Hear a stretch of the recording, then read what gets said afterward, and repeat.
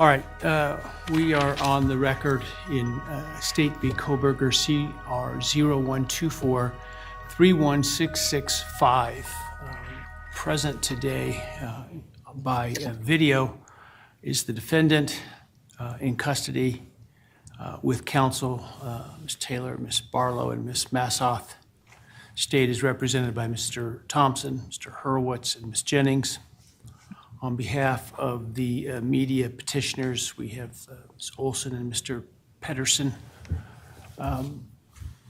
Today's hearing is to discuss the media's request to terminate the non-dissemination order. The state filed a response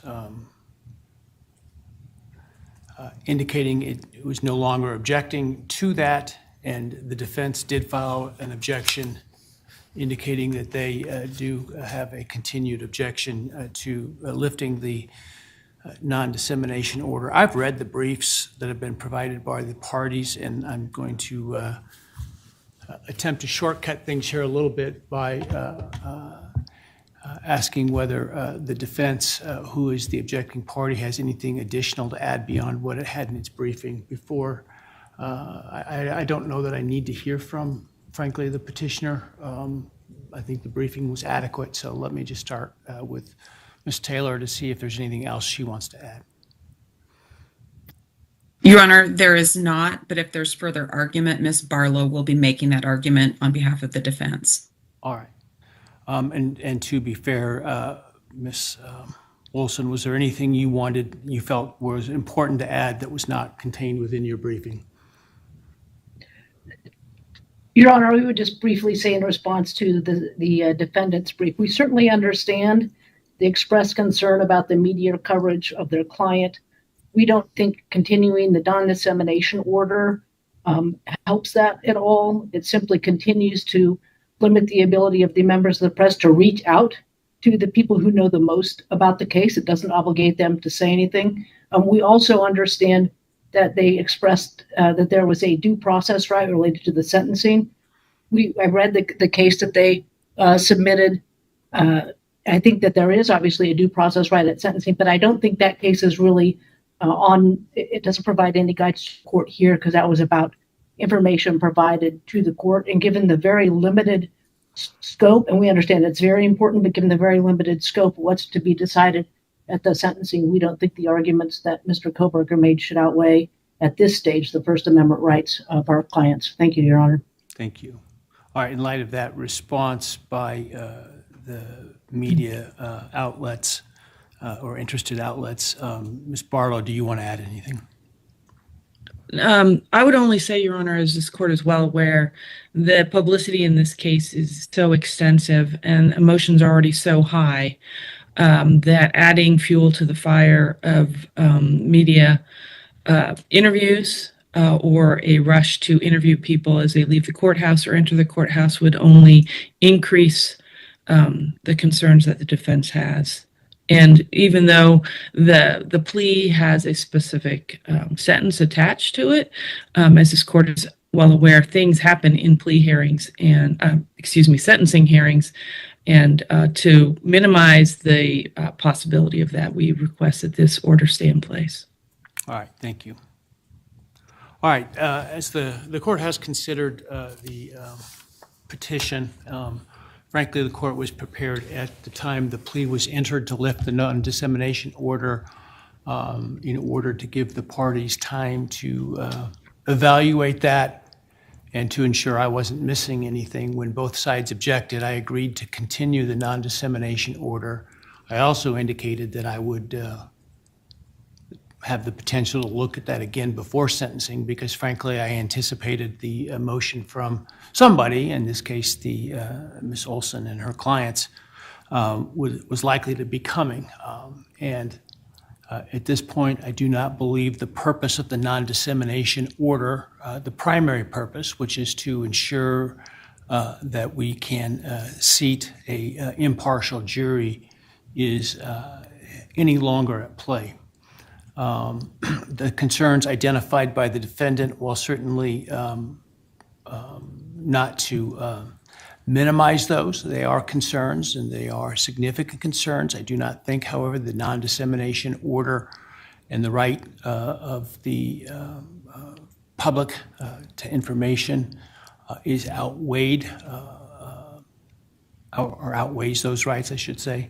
And frankly, I don't think that lifting the non-dissemination order will meaningfully impact those concerns. I mean, the media frenzy, as it has been described, will continue regardless. It is a little bit like water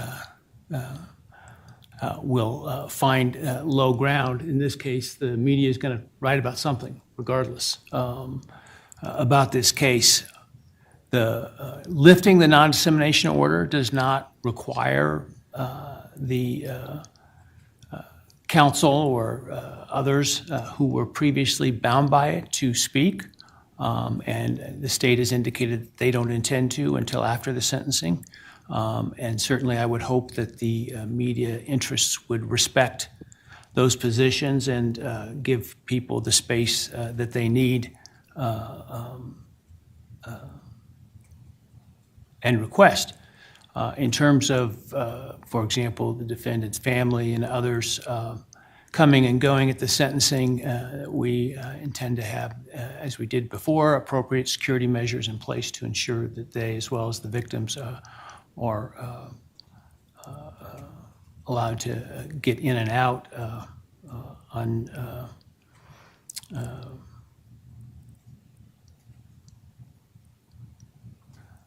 unscathed by the media, if that's what they wish to do, or if they wish to speak to the media, they can do that as well.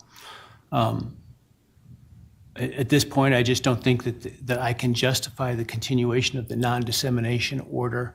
I think the rights of the public to information in this case is paramount, given the fact that a plea has been entered in this case, and so I'm going to lift the non-dissemination order. But I want to point out what that means and what it doesn't mean.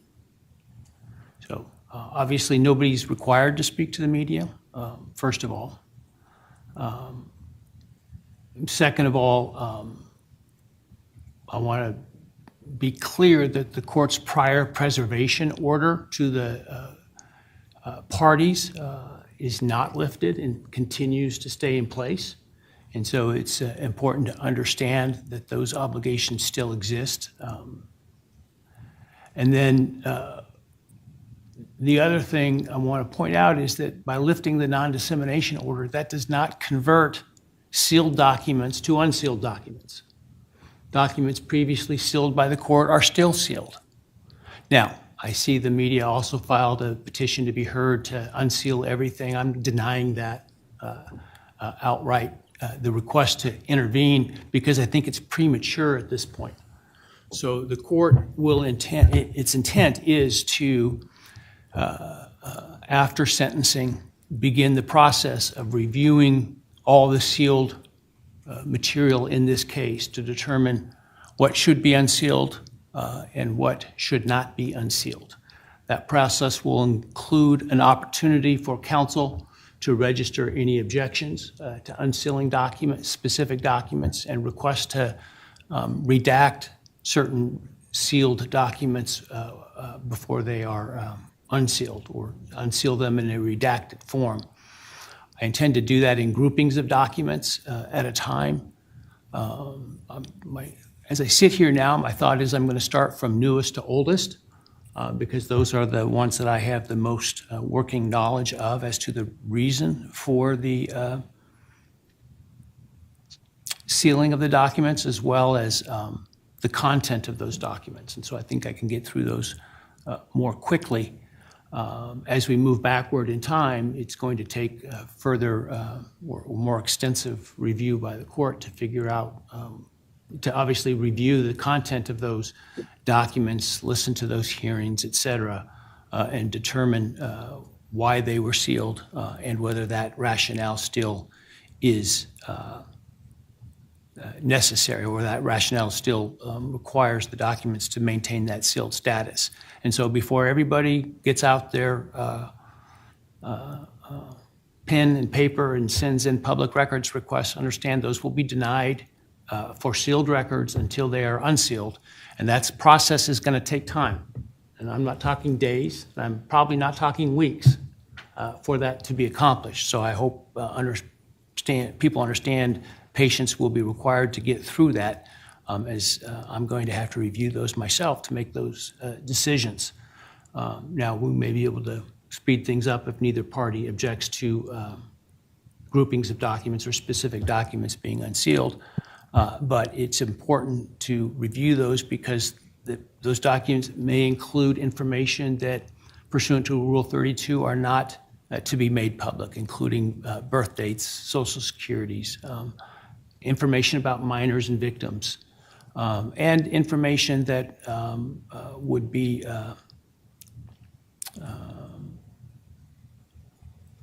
essentially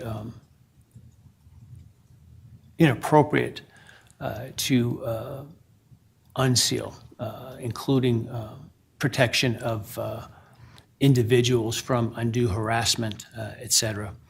And so that's just going to take time.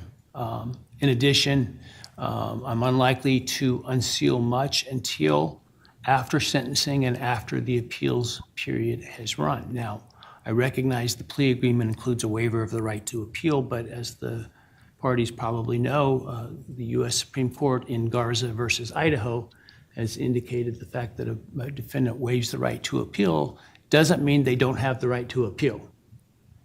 And so it may affect the outcome of that appeal, and it may affect the underlying case and the plea agreement, but nonetheless, the right to appeal does not go away because of the waiver. And so I think it's important for that time period to also play itself out to see that it goes the way that I think people intend and expect it to. And so I will be entering an order in the next week or so outlining the process for the review of the sealed records. And counsel will need to maintain a presence in the case in order to review those materials as they are proposed to be unsealed by the court. Because the timeline that I will likely give you will not be, I suspect, extensive as for each group of records. So I might give you 14 days, for example, to provide a response as to a group of, a dozen or a couple dozen records at a time. So just sort of heads up and fair play with respect to that. Any questions by the parties about the ruling today?